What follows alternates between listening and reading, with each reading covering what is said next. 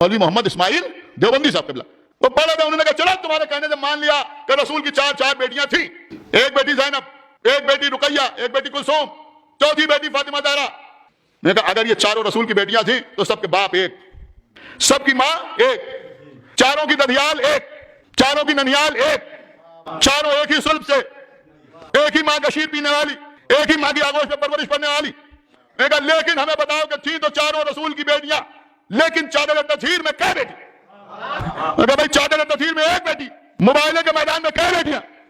मुबाइले के मैदान में एक बेटी। जिसके घर का दरवाजा मस्जिद नबी में खुला रहा वो एक, जिसका अर्द आसमान पे हुआ वो एक,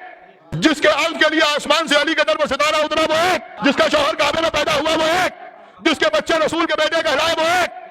जिसके बेटे जवानाने जन्नत के सरदार वो एक, जिसके दरवाजे पर फरिश्ते भिखारी बनकर रोटियां लेने आए,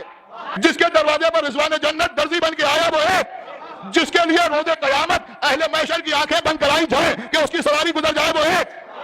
जिसके लिए आया तज़हीर उतरी वो एक, जिसके लिए सूरह दहर उतरा वो एक, जिसकी शान में सूरह कौसर उतरा वो एक। फिर इस्माइल देवबंदी ने कहा भाई अब तो मानो कि थी तो रसूल की चार बेटियां, लेकिन तथहीर में एक, ताज़ीम में एक, तकरीम में एक, एहतराम में एक, इस्तकबाल में एक,